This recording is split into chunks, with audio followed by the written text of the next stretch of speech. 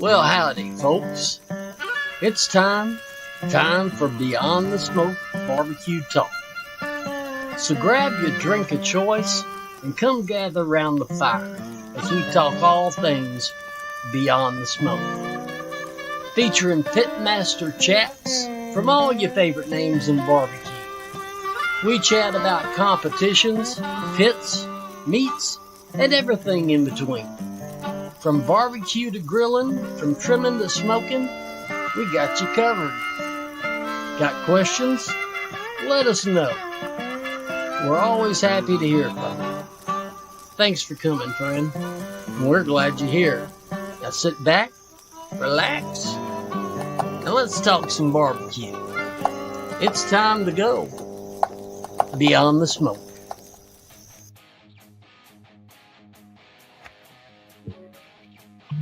What's up, fella? Are we live? We're live. Cool. We're missing someone. Missing a leprechaun. Yeah, somebody a little extra hairy. They're probably a little jet lagged, huh? He drove. Yeah, I know, that's what I mean. Dude, no, we're good. How's y'all's weekend? Good. Good. Not bad. Good. How's y'all's weekend, man? Just got caught up on a little bit of housework and some rest. Right on. Pretty much, man. Did y'all cook anything?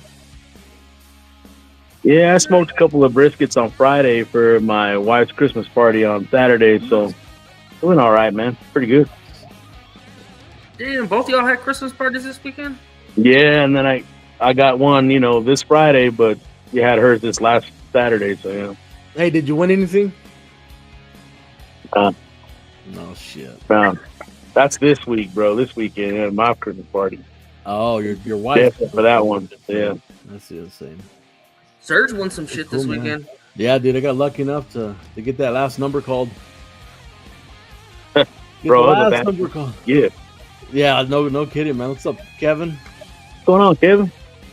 Yeah, what's funny about it is that they went through all the, they had enough gifts for everybody pretty much, right? And of course, my number never got called. And the IT guy goes at the end, he goes, "Oh, here you go. It's the last prize of the night." He says, this is your number. I'm like, yeah, right, dude. And sure enough, it was like 895 or some shit like that. And I was like, damn. So I didn't take my truck, man. So I had to figure out how to get that damn TV in the back of the car. So I had to go pick up my brother-in-law's truck. And dude, that's a big ass box. I'll tell you. It took up his whole bed, and then I had to lift it on top of the tailgate. So what'd you call it? Your menu board and stuff? no shit, dude. What's going on, Bobby? What's up, Bobby? So cool, man. Anything else before we get our guests in? Oh, look who showed up. What's up, boys? Hey, what's happening? Oh, finally, last stretch home. Dude, you've been on the road for what? 3 days, 4 days straight, 5 days, something like that. Shit, too damn long. What's up, AJ? Hey, you got the sweater on that there. What's up, AJ? 32 hours and 11 minutes, 1,867 miles. Damn. You're loving that power stroke now, ain't you? So it's been a trip. How'd the Ford pull? Pretty good. Man, like a champ. She's still rolling, man. Nice. That's nice. Well, pay attention to the road, Sam. If you have any questions, hit us up. Yeah, for sure. Cool, man. All right, bro. Take care. I'll leave him on. I'll leave you up, dude. So, Damn, Anthony trying to get rid of his ass already. Wanted to be safe, man. So tonight's guest, man, we got a couple of world champion steak cooks, man. And I know we've been talking about this for a while. Yeah, dude, I'm excited about this one. So we got a fire and smoke catering company with Roland Escobedo and Peter Armendaris with Texas Revolution. So what do y'all guys think? I know. So you're interested to see what they got to say, bro. I'm interested to find out more. Yeah, let's do it, man. There's Roland and there's Peter. What's up, guys? Hey, guys. Hold on, guys. Thanks for being on the show, guys. Appreciate it. Absolutely, man. Thank you. Anytime. Thank you. Yeah. No, man. So- I appreciate y'all hollering at us.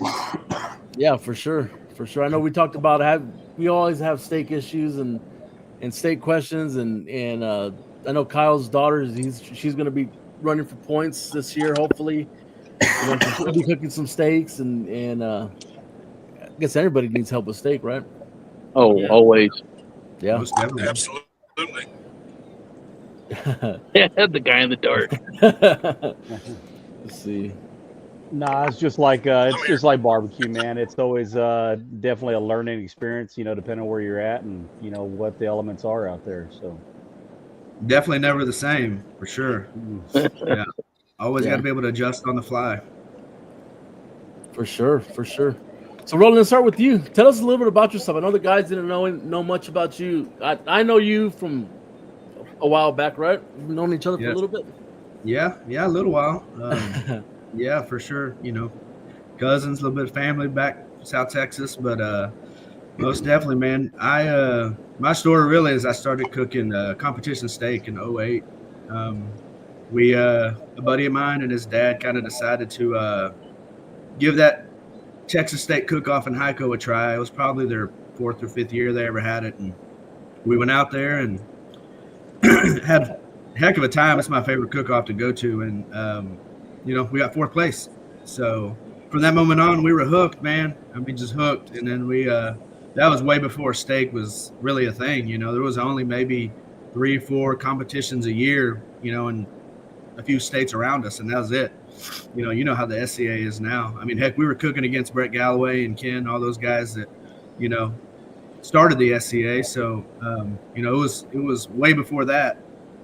It's changed tremendously, man. It's a whole new ball game. It's so different, but to me, it's still fun either way. But like I said, started back in 2008 and then just kind of cooked here and there. Cooked, at the ones we could, and over in Arkansas, Hyco, and then he went over to Lubbock and cooked that big barbecue comp they have out there, and they had steak out there too. I can't the red meats stuff that they have. That's the one we got 2nd place there, and that's how we qualified to go to the World Championship that year in 2016. And lo and behold, I mean, we just won it, and that's kind of how it took off for us from there. We had a rub that we've been using our whole time from 2008 till about that 2016, and middle of 2016, I changed everything. We bought a PK, started using Kingsford charcoal. I completely made up my steak rub. My first original steak rub, made it up and tried it out, and shoot, that's what won it. Kind of crazy. Yeah. We were in the beginning of, we were barely using strings back then. We were not trimming it like they do nowadays. Looked like a hamburger patty. It was a steak. It was a ribeye. And it was a kind of real basic flavors that won back then. You really wanted to taste the ribeye with, of course, that Texas salt, pepper, garlic flavor, so, real simple, but nowadays it's a whole new animal, so, but that's kind of how it started for me. And then after 2016, I just took off with my rubs and went from there, and recently sold the company, and now I was catering with Fire and Smoke. So that's kind of where I'm at. And Awesome. the other thing that I do is my cousin and I we coach the high school teams here in Sanger. So that's my two main things that I do and have my passion for is my catering, and then we help the high school teams. We have 2 teams this year, but heck, we had 4 last year and then 2 the year before, and they've done very, very well in our first 3 years. So it's pretty awesome, man. It's a lot of fun teaching those younger kids, how to cook barbecue. It's pretty amazing.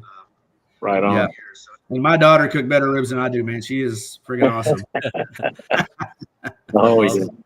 Yeah. That's But awesome. I'm gonna take up all the time. That's a little bit about me, man. Cool. And Peter? Man, like I said, appreciate y'all calling me out here, but I don't know, man. I probably started with steaks. I think it was probably 2017. Heck, it may have been that 2016 Raider Red Cook-Off that you were at, Roland, when I did my very first one. And then it was probably another 2-3 years after that before, I think it was 2019 when I actually, did another one. And then, of course, everybody knows it was the last couple of years, at 2020s when everything shut down. But in 2019, I can't remember what I was doing. I was doing a couple barbecue contests here and there, and there was somehow I came across, it was the Texas State Championship or whatever that. Oh, dang it, man! It's slipping my mind right now. But it was all out in Central Texas, out in the hill country, and so that's when I kind of started doing it, because I was like, well, heck, I'm gonna get points, and they'll have an end of year championship and do all that, and then I think right after that I did. I don't remember. I guess the championship was like in October, November that year, and Robbie Staggs won it. I didn't know him, but somehow we were set up kind of right by each other at Waxahachie at the IBCA Showdown. And I was, oh man, there's that cat right there, just won the SCA World Championship. And then we all know what happened in 2020, and there was no barbecue contest, nothing going on at that point. And so the very first thing that opened up was Memorial Day weekend up in Amarillo that actually Robbie hosted out there at the back of his shop. And so I went up there for that because I'd had a little bit of success that previous fall. And man, we just started hitting that steak trail. And I think I hit like 38 contests that year. During 2020, when the world was shut down, I probably traveled more than I ever traveled, before, cooked contests up in Nebraska, Utah, Oklahoma, Kansas, all over Texas that year. And really, really hit it hard, and had some, like I said, early on had a little minor success, but started trying to figure some stuff out, because I was noticing, I might walk, but my scores weren't changing. So my score was like literally the same everywhere I went. And so I was looking, okay, what are the guys that are really winning? What are their scores going? So I was like, well, how can I figure out how to get, how to improve that? And man, that year, if you went to any state contest that year, there was anywhere from 7 to 11 different states represented at any given time. You had 2, 3, 4 world champions, Roland being one of them, Robbie, Terry Rohn. Those guys were at multiple contests that year. And so, how it worked for me was, it was kind of sink or swim. You either get good or stay home. And so, for me, that was probably a real blessing in disguise, because, it really, forced me to get good and, or get better, put it that way. And, man, made a lot of really, really good friends that, man, I miss seeing, because, there's not as many state contests, at least in Texas, like Right. there was in these last couple of years. And so, like I don't see Roland anymore hardly. I see, every now and then I'll see his cousin Cody out there on the barbecue circuit. But, a lot of these guys now, everybody's kind of all these guys that I started cooking steaks with, now we're all kind of transitioning back into the barbecue world and hitting a steak contest whenever we can. Nice. Well, let me ask y'all. I mean, do y'all prefer doing steak or barbecue? I mean, I don't know. What do you think, Roland? I mean, you're doing high school barbecue now, but I mean, do you see like what do you have? What are you liking the most right now? I mean, you still doing SCAs or any steak comps? No. My passion has always been steak. I mean, I like cooking barbecue, competition barbecue. To me, I just really never got into it. I just had a love more for the steak cook-off. I really don't know why. I guess it's just because the way we started with my friend and his dad, and just kind of was a passion, and that's a big thing too. We stuck with it. My buddy and I, we cook Heiko every year because his dad passed away, and it's kind of a thing that we do just for his memory. Because he started it all for us and got us going in it, man. And it's something that I just really had a passion for. But nowadays, I really stopped cooking SCA because it just got too crazy. And like Peter said, there's not a whole lot around us anymore. Right. And, you really got to travel a lot. Back in the day, they were all around us in Texas. There was several everywhere, and it was a lot easier to go to. Now we got to travel more. And to me, I just like to stick to the ones that are more where you cook for the town, cook for the public, cook for something, that the town wants to raise money for.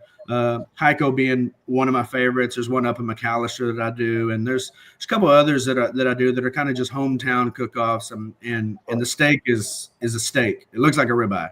It doesn't look like this rounded up looking thing that doesn't even resemble a ribeye anymore. I like to keep the tail on, looking good, looking big and thick and nice in that box. And that if you're cooking SCA, it's one of those things that you gotta understand that sometimes it's not going to look like that. So I kind of got away from it when it started going more towards that. Mm-hmm. And but definitely my true passion is steak, and of course now helping these kids. It's just a good feeling seeing them being able to learn something that that when we started with them, they couldn't even use a knife. They didn't know what hand to hold the knife in. They didn't even know what hamburger meat or chicken or whatever, they knew nothing, and now watching them just do their own thing, they don't even ask questions anymore. They're just doing it, and that's something they're going to carry for the rest of their life. And that to me is it's amazing. It's a really good feeling. We really enjoy it, man. It's pretty awesome stuff.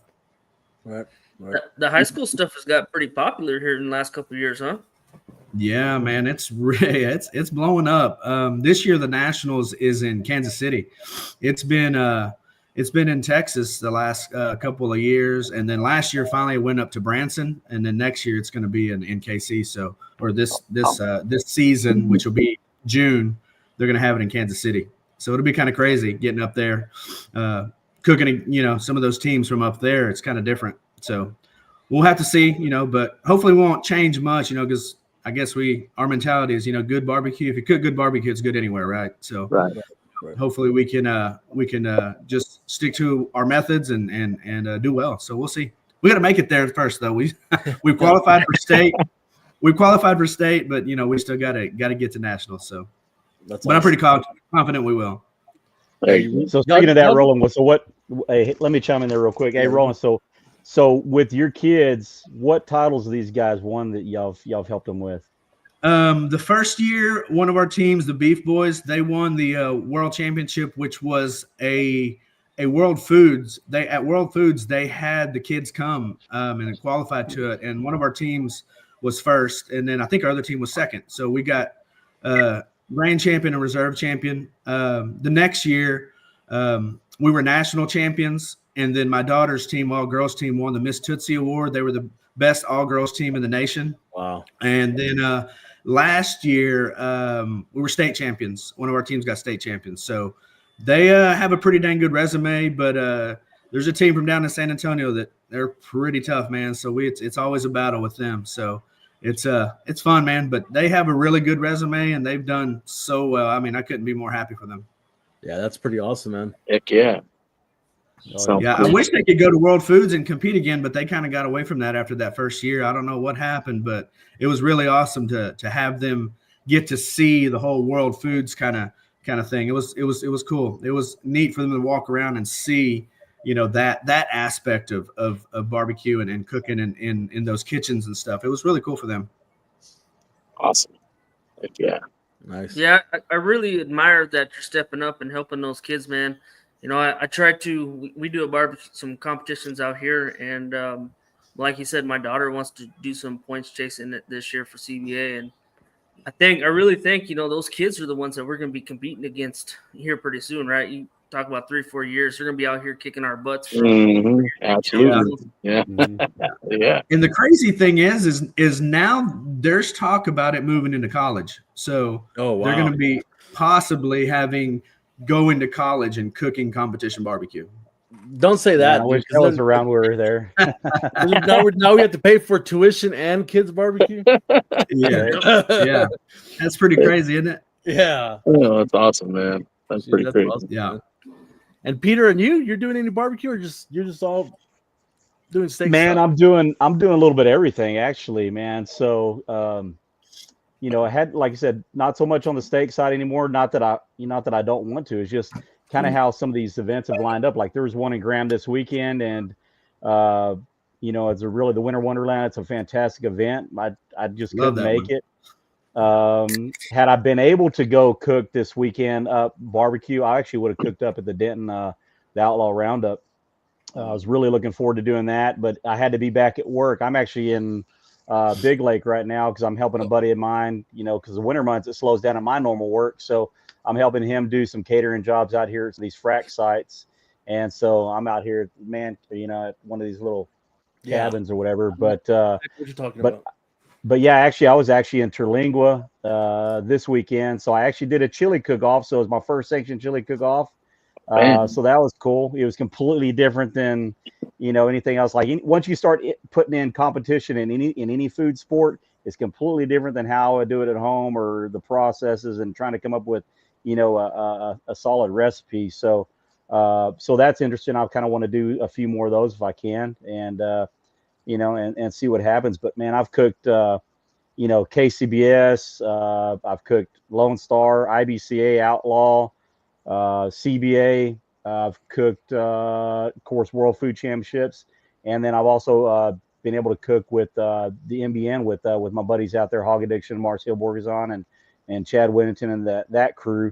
So I've cooked with them up in New Orleans at Hogs for the Cause, which is a huge event which raised money for pediatric cancer. I think last year they raised somewhere around $7 million or something. Wow. And so they've been doing that for quite a few years, and there's like 100 teams that do that. And then we went up and did a KCBS MBN up in Galax, Virginia, the last 2 years in a row. And then this year went with them to Smoke Slam out in Memphis during the month of May.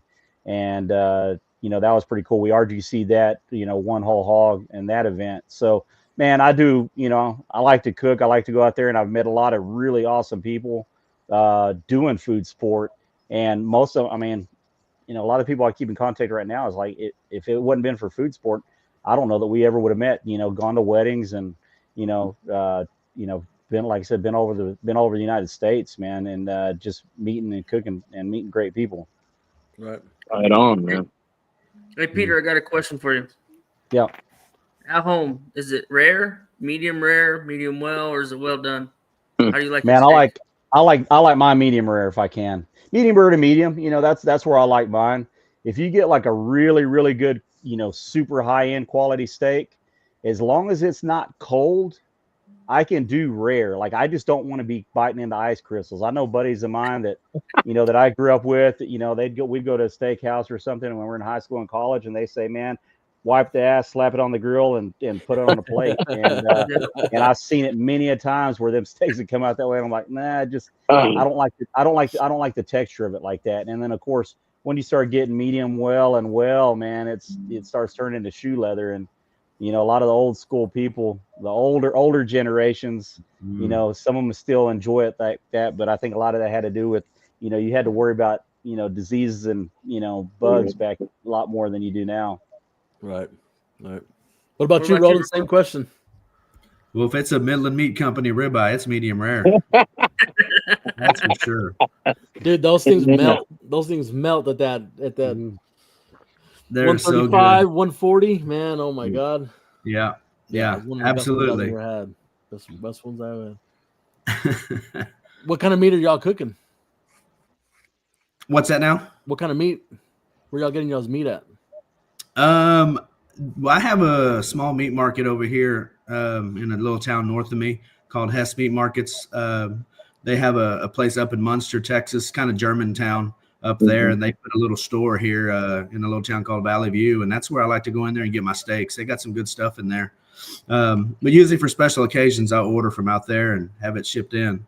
But locally, it's usually Hess or, that's really about it. We don't have any special places around other than that little one. But that's kind of where I go. HEB, man. HEB for me too. I mean, that's kind of the easy one. We got two of them to choose from back over there. I mean, we got a good market street, so it kind of depends on what I'm doing. Just because that's what's easy for me a lot of times. So, and then if you got to order, something special, there's a million places you can look up online. So, yeah, I know our market. Yeah, we're finally getting HEBs up here. Finally. Yeah. Yeah, they're starting to move. The closest one to me is like 45 minutes. So I make a Friday run early morning because it's usually too busy other than that. So, but thank God they're finally getting over in our area. The Dallas-Fort Worth Metroplex hasn't had any HEBs until like the last year or two. So finally, thank the Lord, we're getting them. Yeah, them in was it United, that they had that gentleman's agreement that they wouldn't cross each other's territory for a lot of years, and then that kind of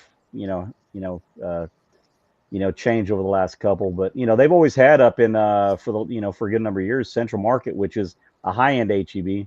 They've had them in Dallas, DFW, San Antonio, and Austin. So it's not the same to me. I don't feel right doing that.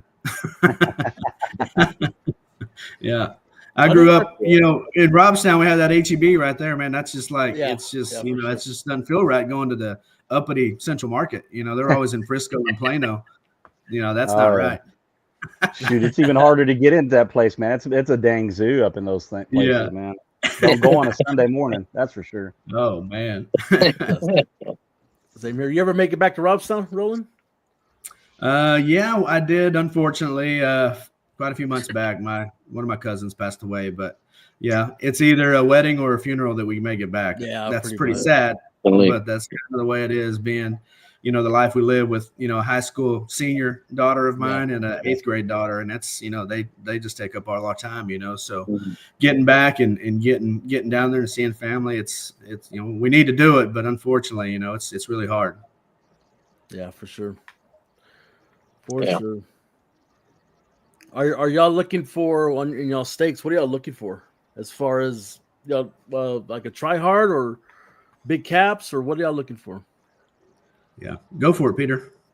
Man, honestly, I'm a try hard guy. I mean, if I can get a try hard all day, especially if I'm at home, give me that number one cut off. At home, I'll take a number one cut all day long. In a competition, I like it. 3 and 4 somewhere in there. But I look for, you look for that marbling. I look for that. I call it baby fat. I look for that baby fat, just them little wisp of fat. And that's that I feel that's going to kind of melt down and give it that little texture and tenderization that I want. Yeah, I agree with Peter. It's try hards all day.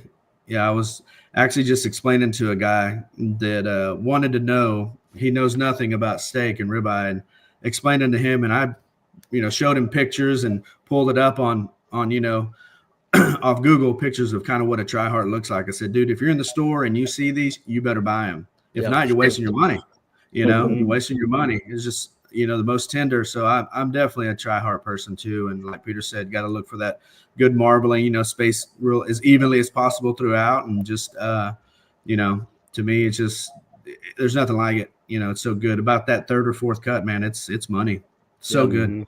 Yeah. So you guys have like a preference, like on what you guys use to cook on, whether it be PK, C4, hasty bake? I mean, do you have a preference what you guys actually do when you do your steaks?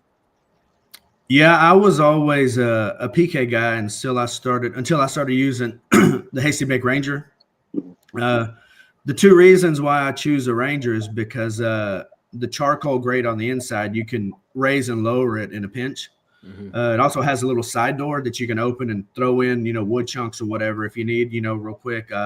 But to me, it's just the ability to drop or raise that charcoal with the little chain it has on the side, and you can increase your temperature super quick or lower it if you really need to.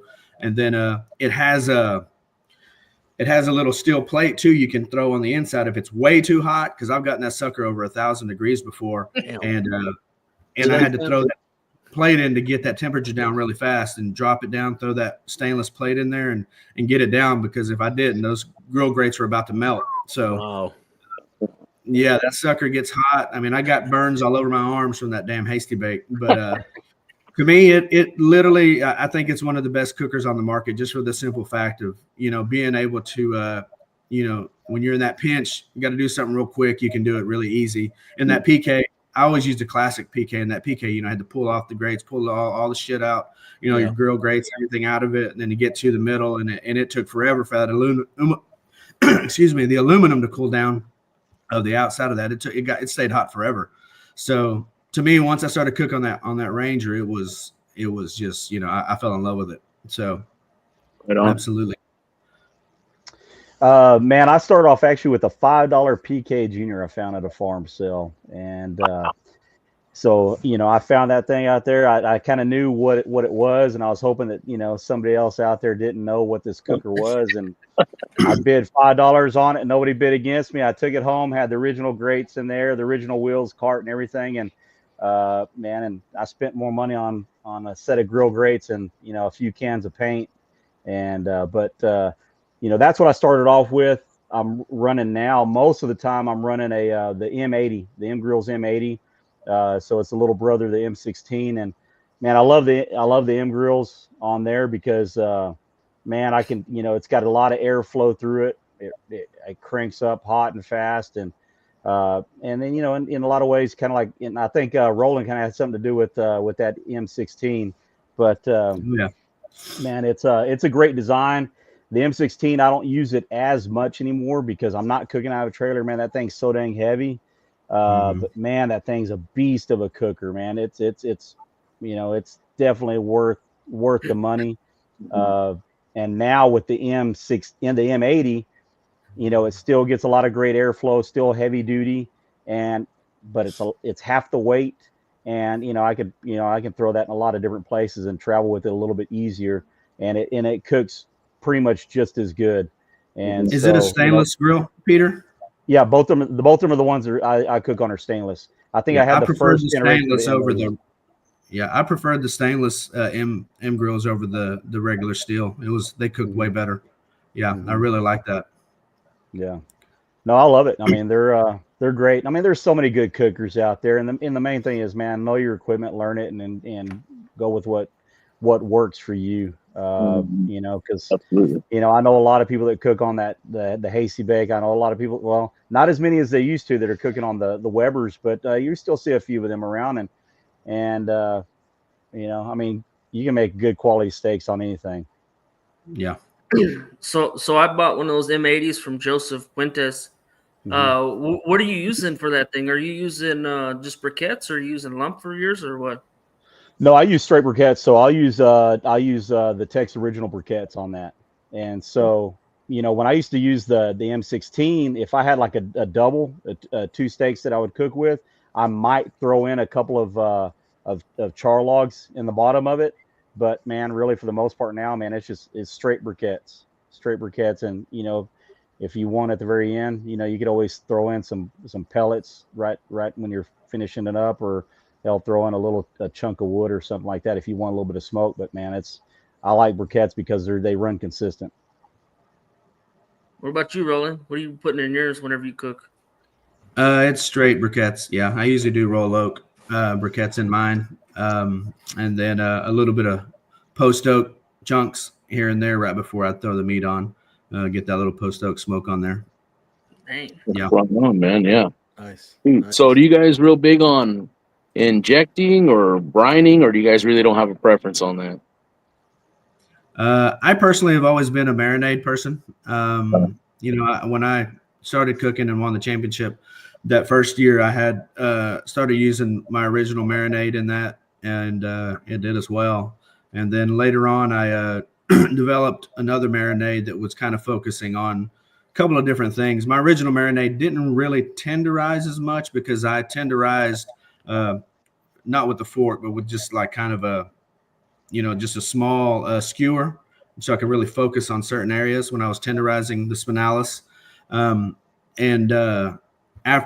After I did that, I would marinate it with my original marinade. And like I said, it didn't have a lot of tenderizer in it, but it was really for flavor and color is what that original marinade was for. Then my new marinade, when I had it come out, it was more of a punch of tenderization and a little bit of a different flavor profile. I had some Worcestershire powder in it that kind of really helped give that little extra boost of flavor and, real heavy beef flavor. And then, of course, like I said, that pineapple powder in it to help break down the meat fibers. But yeah, that was kind of my two options that I had when I was cooking with the Punch on Lefty stuff. And those are the two things I use. I never really tried injecting. I had some friends that did, and they really liked it. They really had good success with it. But for me, it was just straight marinating. Yeah, is that the Lone Star, Roland? Yes, sir. Yeah, Man. that second one. Yeah, Dude. I think I gave some to you, Kyle, over there in Weatherford one time, man. But that stuff is awesome. Like, I need to get some more. yeah. Well, they sell it at pnlsteaks.com. So is that the original recipe? Did they change it? Yes. Yeah, they didn't change some of the base products. Okay. Like, of course, the steak rub is one. One of my favorites that I created was that Texas Black Gold Garlic rub, Texas Black SPG. That one only had like 3 ingredients, and it's real simple, but that black garlic, that Texas black garlic in it, just gives it that huge boost of garlic flavor. I mean, that rub to me is one of the best. Being as simple as it is, that rub, it took me forever to really get it right. It's salt, pepper, like 2 different types of garlic, but the ratios of each one, that's what took me forever. And I got it right, and that one is so good. But that second marinade that I had come out with, it to me was a game changer, especially if you use it right and paired it with the right rubs. It was good stuff. Oh, right on. How about you, Peter? You have preference? Man, sorry about that, guys. No, you're good, brother. Do I have a preference on what types of marinades? Is that what you're saying?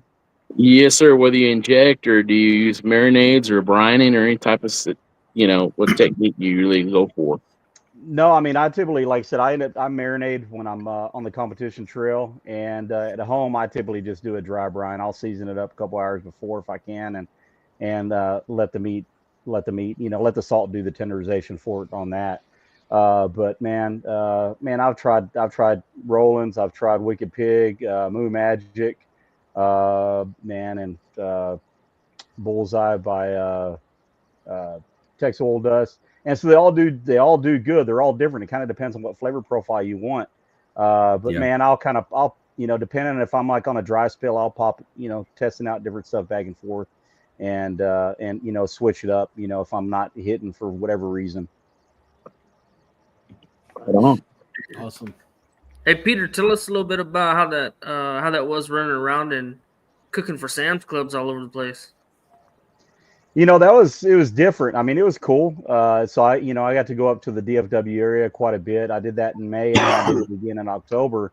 And because I did the World Food Championships, that's how I kind of got, was able to kind of get back in doing that. But it's pretty neat. They pay you a stipend, for per day. And man, all you got to cook, whatever, they give you a recipe to cook. And whether it's brisket or pork butts or whatever it might be, and then you work with a chef that they create another either side dishes or they create something out of that brisket or out of that pork butt. So like we did like a brisket shepherd's pie, and then we did a Southwest pulled pork mac and cheese. That was this past October, and man, I've got to work with a couple different chefs, and both great to work with. We get to go out there and we sample out, give samples out to the different customers and let them know that, they can have this recipe, whatever we cooked, if they like it. And, and it's just kind of good to go out there and do a little PR work and, kind of let people know who you are, because, man, and most people could care less, but people like to eat good food, so hopefully we're putting that out there and let them enjoy it. Yeah, and free. Yeah, they always want free. Free, yeah. So I got a question. Both of y'all say y'all prefer the tri-hearts, right? So every time I cook a tri-heart, that square little fat piece. Is it normal for that thing to puff up the way it does and kind of split, or am I doing something wrong when it comes to tri-heart? Oh, it happens every time, man. Okay, it happens every time. There's little things you can do to help alleviate that, whether you're using pins or cutting it out. I know some people they'll cut them suckers out, or use or just get spinala steaks, cut them out, and then they'll throw them back in on meat glue and piece them suckers back together, Frankenstein them. But that fat's going to cook different. That's why in SCA, most people don't cook the tail, because that fat cooks differently. And what it does is it can start making your steaks blow up, especially as hot and fast as we cook. Right. Yeah. I've always had that issue with that. And I just didn't know. I was like, either it's splitting or something. I mean, I usually tie my stuff up whenever I do them, but it still wants to split, and you know how it works. Every steak's different, right? Yeah, I got it to the point where I just cut it out. I started getting to that point. Yeah. Like cut it out before or after? Like just after? Yeah. After the cook? No, before. Like and like Peter said, you piece it back together. Oh, okay. And kind of make a Frankensteak. I started doing that. Yeah, that's kind of worked good for the competition trail for sure. I mean, you gotta get that out of there, because it looks terrible, especially if it puffs up and you start burning it or whatever, ruins your grill marks. So definitely, I started cutting it out. Well, always been one of my biggest fears is going to go turn in my steak and leave that string on, man. Forget about the string. That's all automatic DQ, man. Yeah, that's why you got to have kind of your list of things. A lot of people write everything down and kind of or mark it off or whatever, and that's always a big one. But yeah, thank God that never happened to me, man. I wouldn't have been able to live with myself. It almost happened to me one time, actually, at the Oklahoma Championship. I almost forgot a string on. I got up to the very front, and man, I remembered right before I went to turn in, and Ben Blanton, who cooks with he don't cook. I think they're doing a little bit of barbecue right now. They're not cooking steaks anymore, but Ben Blanton, Lane Holmes, all those guys, the Be Extreme team, and man, he said, "Man, I got you." So he ran back to his tent, came back, grabbed his scissors for me and everything else too. So I cut it right there right before turn in. But man, it's you got like Roland said, man, you got to go through your routine. So when I go do mine, it's like the same steps every single time. So that's always the last thing I do once it goes in the box. Yeah. So what do y'all think SCA doesn't come around Texas anymore? I mean, as much as they used to, what's different? You know what I mean? I mean, I think the market's there, you know what I'm saying? But I don't know. We don't see any over here. So I don't think we see any SCA competitions over here in West Texas. No, mostly just jackpots. Yeah, just all jackpot stuff. Yeah. I think since it started here, I think people maybe started getting a little burnt out, and maybe they noticed their numbers start going down, because there was one point there was 2 or 3 every weekend around here, and some would get their money, some wouldn't. And, I think it disappointed a lot of people, and then it just kind of started dying out. And then they really got a big kind of a following kind of in the Midwest. And I think that's where it really started blowing up next. And then it just kind of dried out here. But I think it's probably just cyclical. It'll eventually start picking up back here again once people get tired of barbecue and they're going to go, I'm going to go back to steak, that kind of happens, or they'll might start doing this new rib cook-off association. So I think that's something I'd like to give that a run sometime. Those are 2 great people, Jody and Dirk, that run that, man. They're just the best people out there. And I think that's something that people are kind of start going to, because I think it reminds me how SCA used to be. And I think that's a big thing too with a lot of the original people that cooked SCA. It turned into something that is just totally different than when they started cooking, and they didn't kind of like it, so they just bailed and stopped doing it. And I think a lot of reason too, the increase in entry fees and the reduction in payouts and things like that. It's just it wasn't worth it. It was more worth it to go cook barbecue, because if you got a 10th place or whatever, you'd still get something back, or, and even if you got, 4/10 or whatever, you'd still have a chance to get grand champion. You know what I mean? That kind of stuff, that the money was better in barbecue, and it just kind of went down in steak and wasn't worth it unless you got top 5. You'd get your money back. Like at a 5th place, it was 5th place to 1st was worth it. But if you weren't in there, you just blowing money. So I think that's what kind of hurt it a little bit too. So, that's my opinion on it. And I think it just got kind of a little too crazy. It was more about, going out there and just cooking, running for points, and not the camaraderie and all that of fellowshipping with people. It was just kind of more like let's show up and park, cook, and leave. There was no, it was all business, no fun anymore, and it got too serious. And I think that really hurt it too. So, but that's part of the reason why I stopped doing it. It was more business than it was fun. So I think that hurt it too. But, I like doing fun ones for the towns and for a good purpose, help a town out with whatever they want to raise money for, school or whatever, help out a fire department, whatever, things like that. But, the SCA just kind of turned into one of those things that was just all business, and I didn't like that, So that's just my opinion. Mm-hmm. Are the high school teams doing steak? Actually, they are this year. They're doing ribeye this year. Yes. Yes, our first cook-off, our girl got 2nd, so nice. It was good. I got kind of a new little recipe I've been kind of toying with for her, and she cooked the shit out of it. It was awesome. Nice. I was really happy. And the cool thing too, Peter, you might pick your brain on it. They do. Last year they started doing chili as one of their entries, so they're doing chili again this year. So got pick your brain on that. Maybe see what you think about it. Since you're a new kind of chili guy. So.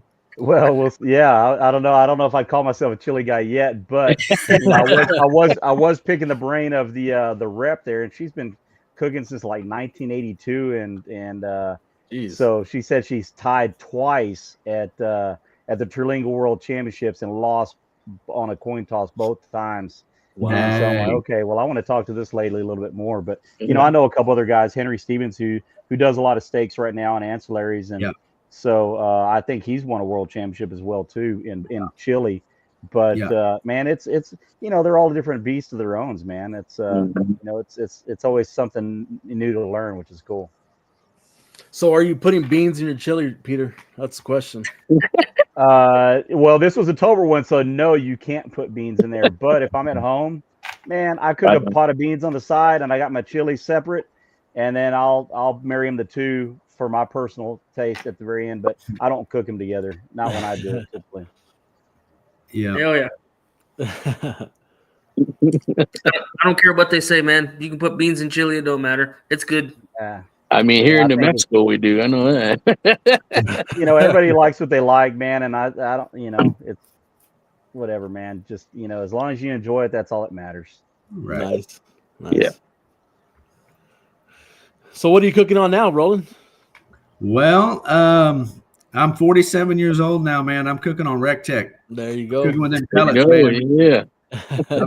I'm too old to worry about that stick burner, man. It's tough cooking long nights like that. No, I ain't about that anymore. So for my catering company, I have a 1250, a 2500, and then I also have a the little one. Damn, what's the name of it? I can't think of it. The bullseye. The bullseye. Yeah, I got the bullseye. Yeah, the upgraded bullseye that you can set it to 700. That thing cooks some mean steaks. I might be trying the bullseye at ICO this year because that sucker is nice. Yeah. I really like it, and I use nothing but the B&B post oak pellets in them. So I love that stuff. It's hard to find, but thank God for HEB, they have it. Yeah, HEB cares. It's really hard to find it though. Every time I go, I get 4 or 5 bags if they have it. So, but yeah, I'm all RecTech right now, man. I love those things. Have you tried the Royal Oak, just the charcoal pellets? Yes, I like those if I'm grilling. If I'm grilling on the bullseye, I do like those. To me, they're more of like resemble a charcoal type flavor. If you're doing like long cooks and long smokes, I'm not a fan of it. I'd rather have that B&B post oak. For briskets, ribs, chickens, things like that. But if I'm high heat cooking fajitas, steaks, whatever, I'll definitely use the B&B. I'm sorry, the Royal Oak. Yeah, right. Right. How do you Yeah. keep that?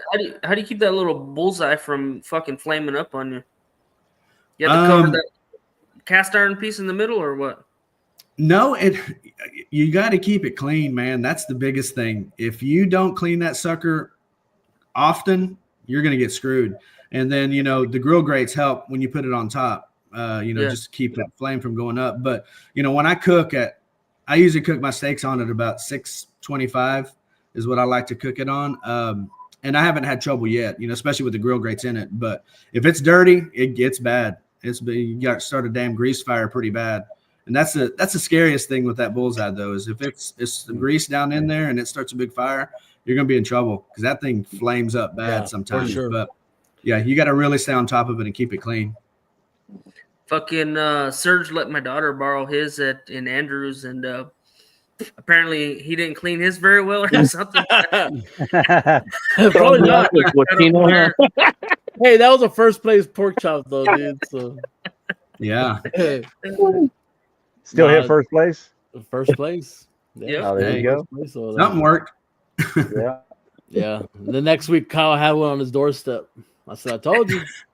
Took 2 weeks. No, that's a damn good Yeah. little cooker. I still use it. I still use it all the time. So, man, like you said, it gets hot, man. Yeah. That thing, it won't take long. It won't take Yeah, long. because I had the one without the Wi-Fi and I didn't trust it, turning it on outside and coming back in, and then I'd go outside and the sucker would be damn near melting, Right. So I had to get the one with the Wi-Fi so I could keep tabs on it when I'm inside, doing some stuff while it's heating up, or if there's meat on it, come inside and I just know that it's, not flaring up on me. I can keep tabs on my phone, just to watch the temperatures. So I prefer the upgraded model. And then I think I said before, it has a higher set point of your temperature too. It goes up to 700 where it'll stay. So, but yeah, I really like it. It's really, really good cooker. Yeah, for sure. For sure. Yeah. So, what do you guys think about the biggest differences when you're cooking a CBA steak compared to just a jackpot? Is there any difference? You cook it exactly the same? You mean SCA? Or SCA, sorry. Oh, What did I say?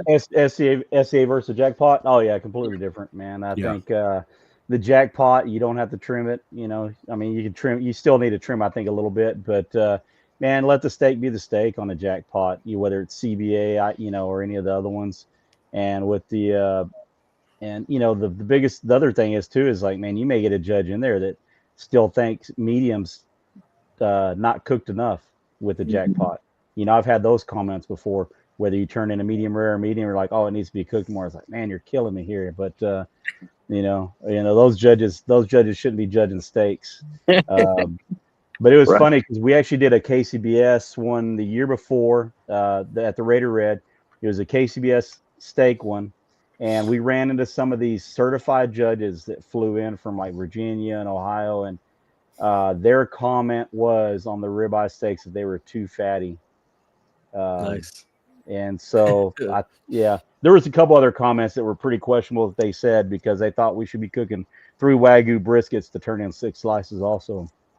So, Yeah, like when I got the brisket comment, the brisket was too moist. Yeah. Well, it's funny. I'll talk about that because on the jackpot steak, whenever I'm going to cook a steak, I'm going to try hard too. That's why I asked the question. But it's weird because I can't remember where I was at, but on my comment card on that jackpot steak, it was like Judge 5 said too much char, and then Judge 6 was perfect char. So it's like, you don't know where to take it. Like, what do you do? Right. Right. You kind of gotta hit that happy medium as much as you can, but It's man, too subjective. That's what's crazy about it. It's just way too subjective. Where judges, there's you can't tell them one way or the other, and then, one's going to think differently, and the other one's going to say completely opposite. It's crazy, and that's so frustrating, especially with these kids.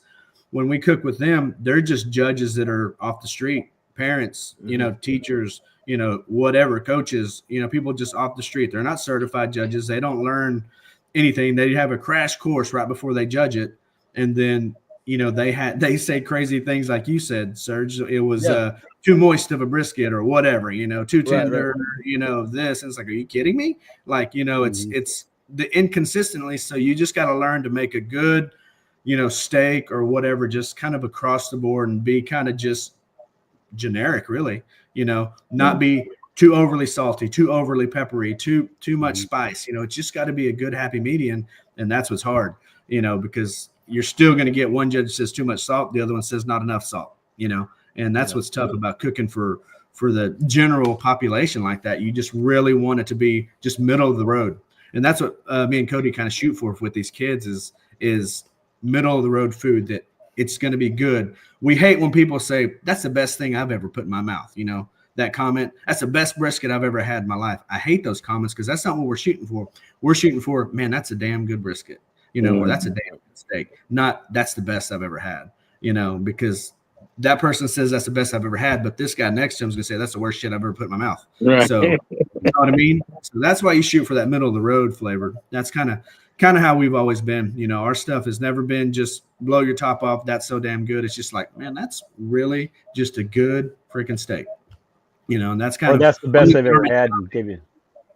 Or I was going to say, or that's the best, or I was going to say or the best they've ever had, but still give you a 7 for it. Exactly. Exactly. Yeah. It makes no sense. Right. Poor Serge. I think he got a little bit of shell shock over there. That guy used to getting some comments like, don't make no sense. It'd be like, it's the most delicious piece of shit I ever had. Like, what's It's like a customer, man. When I used to wait tables or bartend and stuff, said, man, you were the best waiter I ever had. And I was like, well, where's the tip, man? There's no tip. You didn't leave a tip. How good was I really? If that's the case, it's like no payout. Pay the bills. No payout. Yeah, right. Jeez. So what's the high school team cooking on? Rolling? I was cooking on drums or?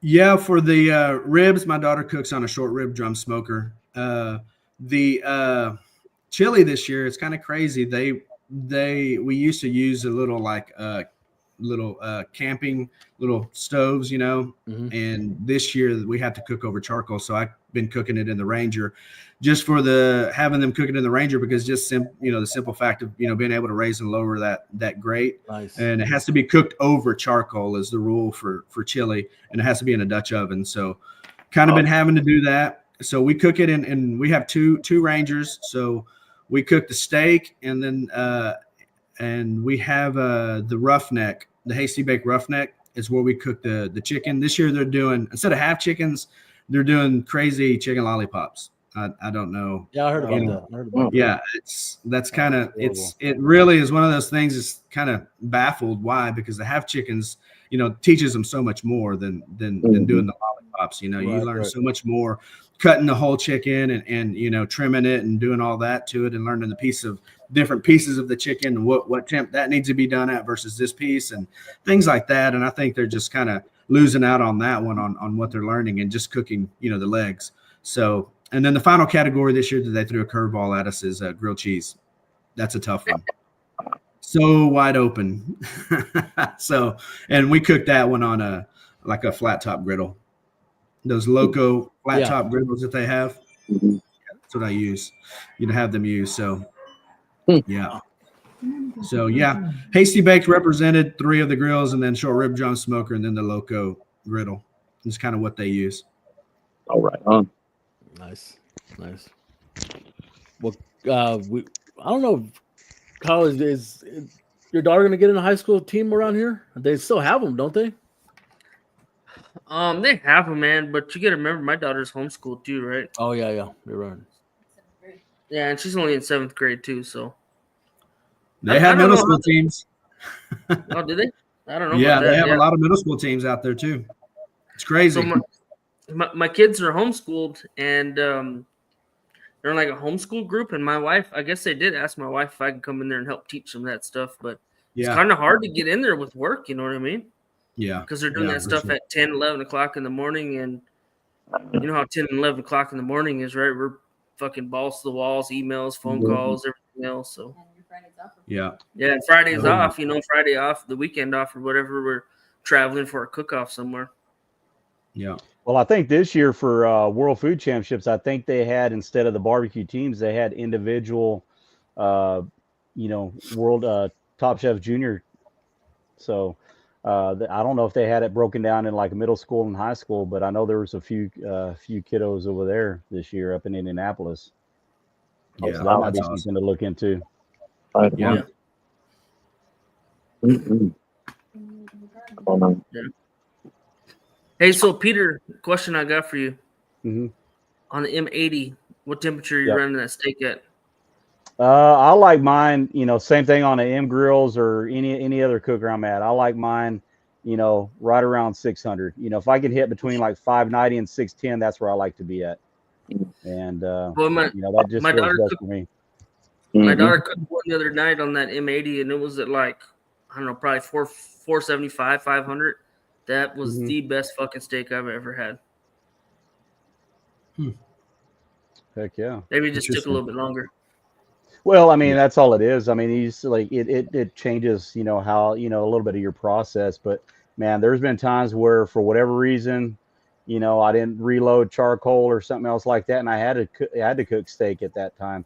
Well, then I just modify, what my steps are at that time, and it does take a little bit longer. And I've walked both ways, and I've lost both ways. How fast are y'all cooking y'all steaks? Like, how fast is it taking? How long is it taking? For me, if I'm cooking about the 625 mark, it's about 2-ish minutes a flip. So 4 turns. So about 8 to 9 minutes if I need to put it on the rack at the end. So right around there, definitely under 10. So In and out. this In and out. depends. Damn. Mhm. Yeah, it's about that for me too, roughly. Yeah. Yeah. Mhm. And Just it depends on the depends, too, steak. It on- depends on what it's doing. Yeah. Super cold outside, maybe a little bit more. Super hot outside, a lot less. So Are y'all probing? Are y'all probing the steaks, keeping track of those temperatures? Oh yeah. Oh yeah. Yeah. Mhm. Yeah. As far as like Most throughout the whole cook though, like when you put it on raw, is it probed and y'all just watching those numbers or? I probed mine before my last turn. Okay. Yeah, Yeah. so I've got a picture somewhere from when I first started doing competition steaks. I had this old school probe, and when I had it on my little more rack, on the PK, it's got the vents right up on top. Well, I had my little temp probe just sticking out the top, man, my pin probe, and it was just hanging out over the top. So it was crazy. So a lot of it's changed since then, but man, there's I run a needle probe through there pretty much on the last turn, unless it's running super hot outside, then I might change that. If you're cooking on asphalt and it's 120 degrees outside, then that changes things too. Are y'all looking yeah. at for that 135 mark, or what are y'all looking for? Pretty close to that, and just again depends on if it's cold outside. If it's hot outside, if it's cold out there, I push it a little higher, and then of course with the try hard, I push it a little higher than a spinalis steak. So, but yeah, definitely right in there. Sometimes I go to 138 and let it come up a little bit, especially a try hard. But for the most part, it's right in 135 to 138 for me. Yeah. I mean, on paper, medium's 135 to 145, but man, outside temperature is going to do a lot with that. But man, I've been in the trailer with my buddy Raymond Patterson, who's probably one of the most consistent steak cooks there is out there, and I've watched him turn in a steak at 161 degrees and still hit a perfect medium. Wow. So that's crazy. So I've seen stuff like that. And if you talk to Robbie Staggs when he won that year, I think he pulled it at 120, 121. So Yeah. it depends on who the judges are. That sometimes, there's this, in SCA, there is a picture of what a perfect 10 should look like. And so, lighting in the judging room is going to make a difference. Lighting outside is going to make a difference. Temperatures, those are all, humidity, all that stuff plays into it. Yeah, natural lighting versus indoor lighting, man, it's a game changer for sure on that. That makes it, that color changes so much for sure on that. But definitely, man, you got to watch that stuff. You got to kind of get in there and peek where the judges are going to be at. Right. I never thought about that as far as the lighting goes on steak, because they are looking at color. Yeah. So yeah, especially for SCA, man, you got to really look at that. Yeah. Yeah. That's the only thing that they have a scorecard that says this is what a 10 should look like. Everything else is subjective at that point. Before that, texture is different. So like in SCA, it goes by appearance, doneness, texture, taste, and then overall impression. Those are the SCA scores right there. And so, the highest they can give you on is a 10, except for taste. Taste is the only one that they can give you up to a 10.9 on a judge. Wow. Yeah. Something for me too that I stopped doing was wearing my sunglasses when I cooked and started checking doneness. Like if I did cook a practice steak and I have my sunglasses on, I finally realized, damn, no wonder I'm not getting the right color, because I have my sunglasses on. So I stopped wearing my sunglasses when I was cooking. And, if I did cook a practice steak and just to see what the doneness was, it was throwing me off. So that's something too you gotta kind of think about sometimes. Like, shit, man, I got these sunglasses on, and whether they're blue or red tinted lenses or whatever, sometimes it's gonna throw that stuff off. So I finally realized, like, damn, I can't cook in these glasses. When I'm trying to get colors right and things like that, it really throws you off. So I learned that along the way. Canopy colors, the canopy you cook under. Yeah, for sure. No red, no orange, none of that stuff. Yeah, dude, it's crazy. That's wild. All that. I see a lot of pictures of people with their turn-in boxes, and you can tell whether they're under a green freaking canopy or a red canopy. So it's wild. Sure. Never even thought of that. Never even thought of it. Right. Little details, you pick it up along the way a lot of times, man. I think I heard about the red canopy. I think I want to say it might have been Harry Sue back in the day, one of his, barbecue pit masters or something like that. I could be wrong on who it was, but I want to say that's where it was. Yeah. Kyle doesn't have to worry about that because he's in that $250,000 rig that he has. Air conditioned. That's nice. He comes with a chef that cooks the barbecue for you too. Huh? Exactly. All he has to do is turn it in. Yeah, she's 13. Oh man. So what outlaw is it 13 or 15 that outlaw that teenagers can cook? I don't know what it is. I know they just changed that earlier this year, right? Was it earlier this year that they changed that? Or was it last year or what? I'm not for sure, but I know that. Yeah, I know that there's a couple high school kids that were whooping up on the trail, doing that. And but man, I couldn't tell you what the age difference. I know SCA they changed that, years ago to where 13-year-olds could do SCA. So that's cool. And qualify for the World Championships. Mm-hmm. Wow, that's awesome. Jeez. Yeah, it's gonna be crazy once these kids get older because you know how barbecue gets that hook in you, and I'm sure all these kids have that hook, and they're just gonna keep getting better and better and better. Mm-hmm.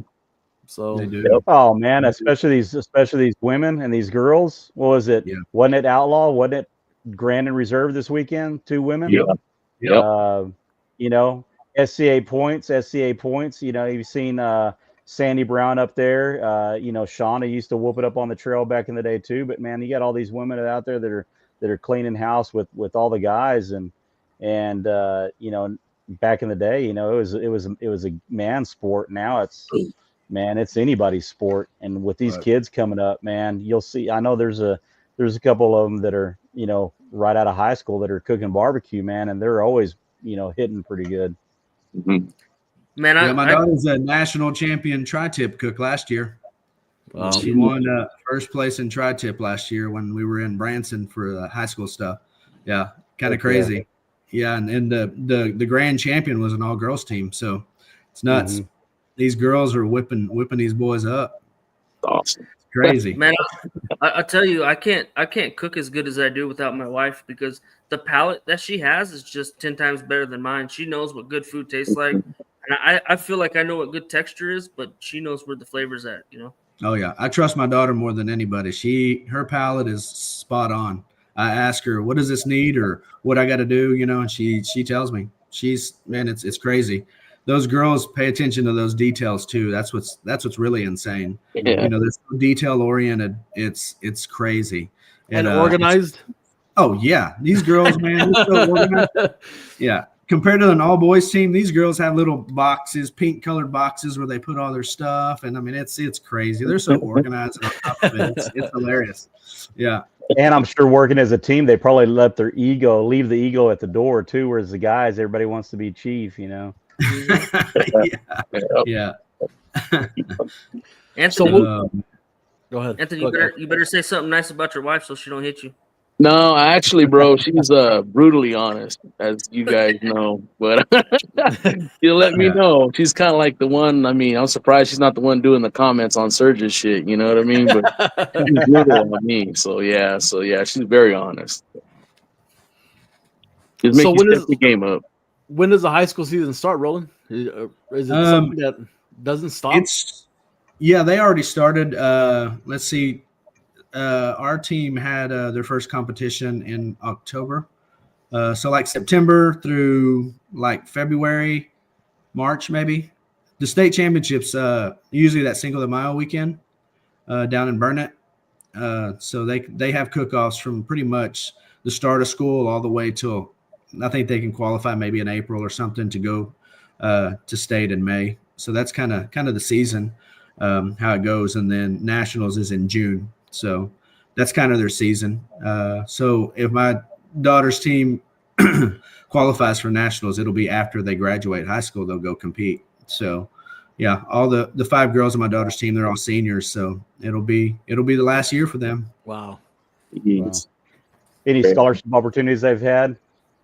What's that? Have they had any scholarship opportunities from any of these college teams? Not yet.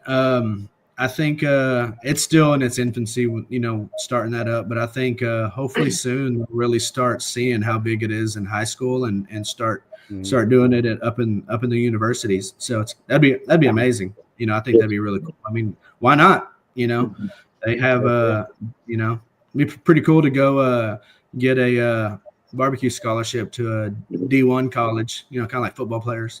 Maybe get an NIL deal. NIL, hey man, you never. Hey, with the way some of this stuff is, of course, that's probably the hard part is getting, as we all know, man, on the barbecue steak circus, man, is getting sponsors that, will shell out some money. Yeah, we could find that. That'd be amazing. Yeah, luckily, Cody and I have a lot of contacts, and we've had a lot of people really help us out, and Royal Oak has been a big help, for us, and then Hasty Bake was huge, and then Cosmos was definitely, at the top of that list too, man. And White Lightning, all those guys that we know, they just willing to bend over backwards and do whatever they want to do to help these kids out, man. It's really amazing. And they're great people, man. And they just want to see these kids succeed. It's pretty cool. That's awesome. Right on. Yeah. Hey Peter, at the Raider Red, there was some college kids cooking, right? Yeah, they usually have, I think, their meat science departments, because I know like Texas Tech has a couple teams, and then West Texas A&M, and I don't remember what other schools are out there, but man, from what I understand, that West Texas A&M up in Canyon, that they've just built a brand new state-of-the-art facility up there for their program, and the guys up there at Texas Tech, I mean, they're I think they just got done winning national championship as well too in some of those categories. So I mean, there's stuff out there. I just passed through Alpine, and I just saw a sign as I was coming through yesterday morning, showing their meat market, university meat market on the way out, and I was like, dang, I wish it was open right now. I'd like to just swing in and see what it looked like. Mm-hmm. Yeah. Nice. Cool. And another question: what is y'all's favorite barbecue joints that y'all are going to? Y'all still eating barbecue? Man, that's for me around here. Probably the best one I go to is Hutchins Barbecue. It's over in McKinney. Pretty big. Pretty big one. It's good stuff, man. That's probably one of my favorites. And then it's hard to pass up the local barbecue joints that you grew up with. There might not be the best barbecue, but it's kind of what you were raised on. There's one around here called Smokehouse. It's up there in Lindsay, Texas. Just a small old joint, man, but it's just throws you back. It's really Yes, exactly, man. There's something about that barbecue sauce that just is magical. It's like, man, I mean, this is so good. It's just crazy. But to me, if I want like newer, that new craft style barbecue that everybody's into, it's Hutchins, and there's a lot of places around this DFW area. Of course, you hear Hard Eight all the time, and then the one that's in Rangers Stadium, Hurtado Barbecue. Oh, Yeah. Those guys, all those, they're good, man. They're really good. But sometimes just a old school place that you grew up with, it's called the Smokehouse to me. It's just hard to beat. It's kind of like that old Mexican restaurant that you grew up on. You go to, and you just got to go every time you go back home, right? So it's just one of those kind of places for me. But I really don't go out much because it's your stuff's the best, right? Right. Eat at home. Right. Yeah, we can get Wagyus at the house if we want to, but man, for me, I was living in Austin when when the Austin barbecue scene, was first really starting to blow up. And man, I used to eat at La Barbecue right when they first opened up all the time. And they've had a couple pits stolen since then. I think they're now in a brick and mortar, and it's been years I've eaten there, but I think they actually just got a Michelin star too, if I'm not mistaken. But La Barbecue was always pretty solid, man. Valentina's, man, when they're no longer anymore, but and Valentina's when they started up on West 6th Street, out of a little trailer out in front of the Rattle Inn, right, Star Bar, man, used to hit that place up. Tex-Mex barbecue, that stuff was good. Well, yeah, man, because it was like, man, this is stuff that we would do. Essentially, we would be doing back home, and they were the only ones cooking on mesquite out in Central Texas. When people thought that are not from Texas or new to barbecue, they think, oh, well, Texas barbecue is only cooked on post oak as well. It depends on what part of the state you're at, where you grew up at, and where you're from. But we grew up cooking on mostly mesquite. We'd cook on pecan, we'd cook on oak, but it was mostly mesquite because it was the most readily available. And we didn't want to chop down a pecan tree to put it in the pit. But man, I mean, it depends on where you're at, man. And, there's good barbecue everywhere. And, a lot of these places, some of them aren't doing it anymore. But man, I've still never eaten at Franklin's. I was there before they started, and after they got popular. But now it's kind of one of the things that I refuse to wait in line for that long for whether it's them or anybody else, because I know it's going to be good. But after 6-8 hours, I'm not going to be happy because I know it's not going to fulfill that 6-hour wait. No matter how good it is. So. But yeah, Styles and Switch was one up back in the day up North Austin, which if y'all ever watch Dazed and Confused, the pool hall, that pool hall scene, that's the location of where Styles and Switch is. Oh, shit. Yeah. So up, I think it's North Lamar or North Burnett. I can't remember North Burnett Road. I can't remember which road it is up there, but yeah. And then there's a place called the Smokehouse back in San Angelo that.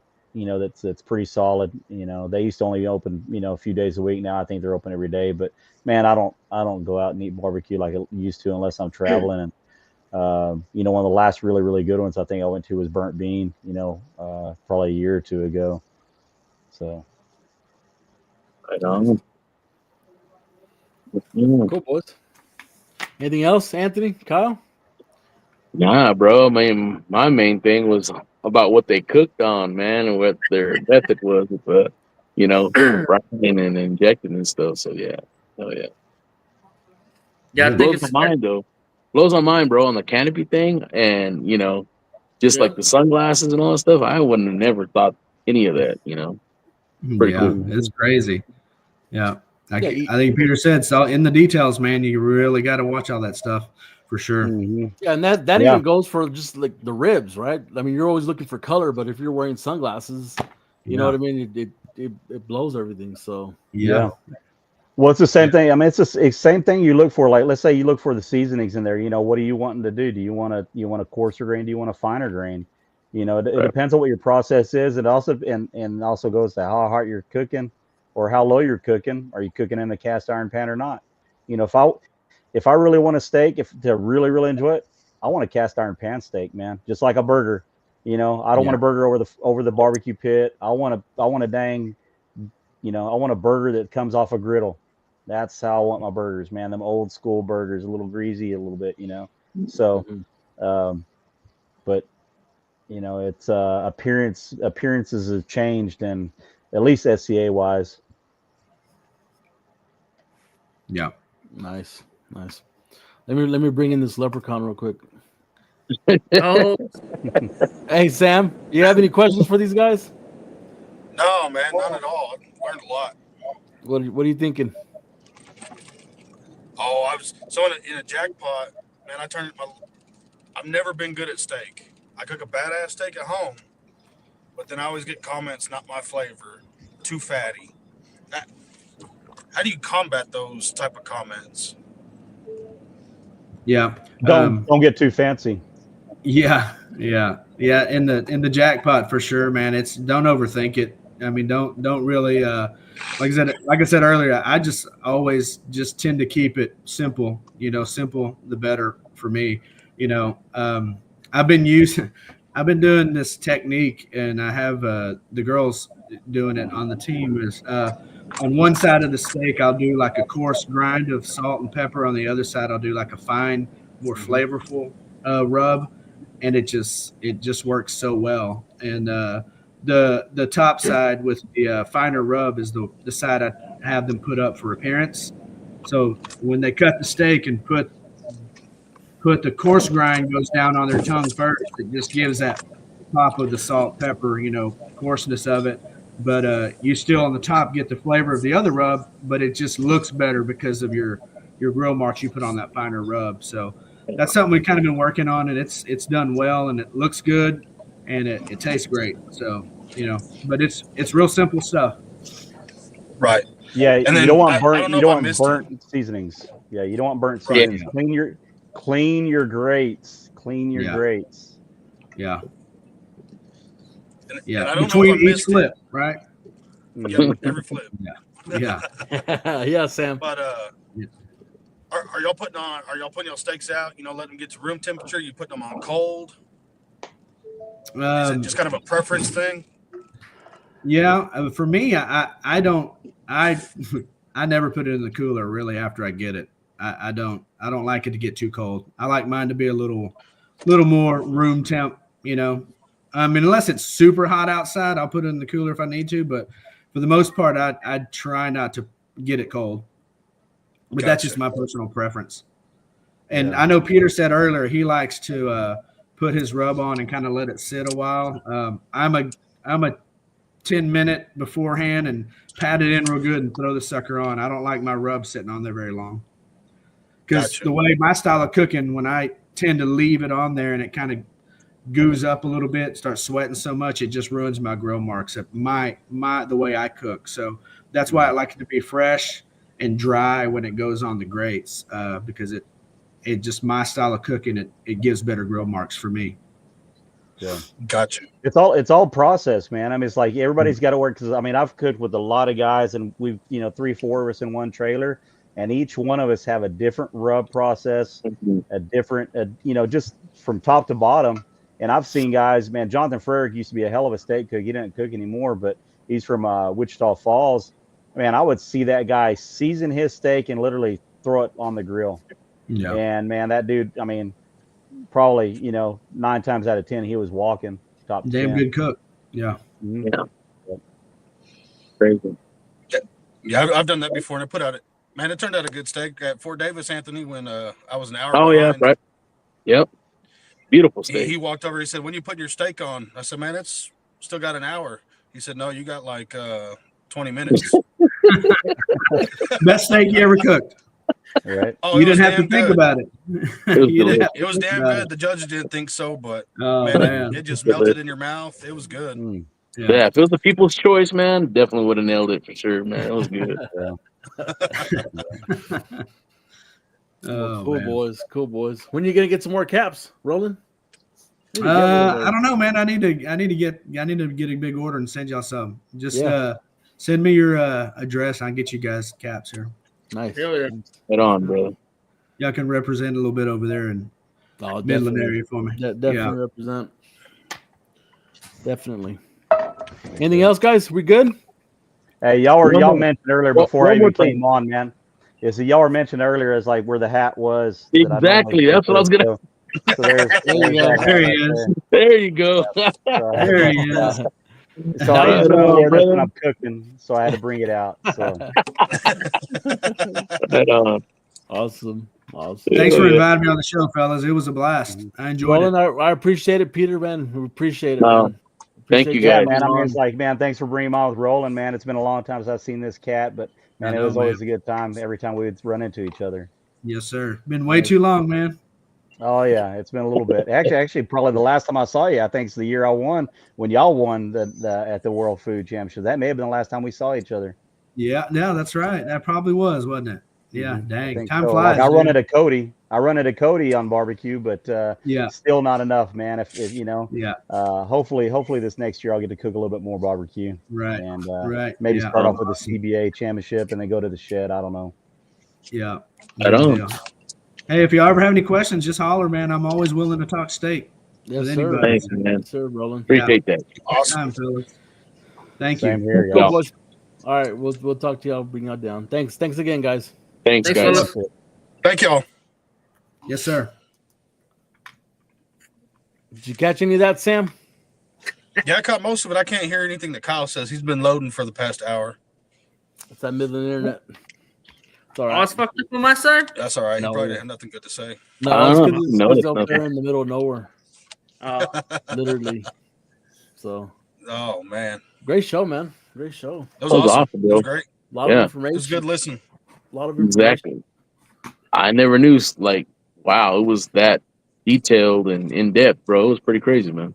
Dude, that SCA World's a totally different beast, man. Oh yeah, For sure. definitely, bro. For sure. What else, guys? We good? I think we're yeah. good, We man. scheduled for next week. I'm finally home. Oh, I don't even know. Right What do we have on. with Sam? I know Sam doesn't know either. Yeah, I don't know. I couldn't tell you. Somebody good. Oh. We'll figure it out. I said it's gonna be a good one. Yeah, it'll be a good one. Yeah. It'll be a good one. Well, cool. Hell yeah. Motherfuckers, let me look. Let me look. Don't we have it in the in our Should be in the notes? notes. Should be in the notes. Yeah, it's in the notes. Let me see. I just didn't want to back out and lose you. Right. Oh, we got fucking the man is on next week. We got somebody coming. Aaron Cruz? Yeah. It's a three-peat. Yeah. Let's repeat. What's his team Yeah. name, Kyle? We got to. I gotta text him and get his logo and stuff. Better do that right now before I forget. Awesome. Cool, boys. We good? We're gonna call this one I think we're good, man. episode 20. Appreciate sir. y'all coming back on. Sam, congratulations on this weekend. Yes, sir. Thank you. And must be good Man. to feel home, be back home, man. It's a long It trip. is a lot of damn miles. I think the final total 1,937 miles. Damn it, boy. Yeah. 33 and a half hours in the pickup. Hey Sam, if you would have been driving the And Chevy, a dude, you shitload of diesel. would have made it. No, y'all did badass out there, dude. Congratulations. I mean, I know we've been talking shit about it, but dude, y'all went out there, y'all competed, and y'all put y'all's best Absolutely, bro. stuff out there, dude. So there's no you guys. doubt on that, man. Y'all went up against some real killers out there, and y'all turned it in, man. So congrats. Yep. Man, appreciate it. Yeah, it's kind of a kick in the nuts, but then you look at it and it's like, man, there's a bunch of damn good cooks, a bunch of KCBS cooks, you know. That's only our third one to ever do. Yeah, and that's gonna make y'all better, dude. That experience is gonna make y'all better for sure. Yep. Hell yeah. Well, cool, man. Yeah, Get it was some rest definitely and give your Chuck a break. Yeah, she'll get a break. That Ford might shit. It's running low. It's running on fumes now. Jeez. Come on now. Cool, boys. We're gonna call this one, and thanks for everybody coming on, and we'll talk to y'all next week. Bet, man. All right, we'll Take see care, y'all guys. later. Cool, man.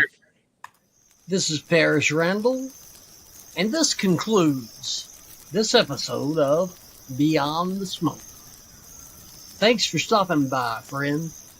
We hope to see you again real soon. Until next time, happy trails. until we talk meat again.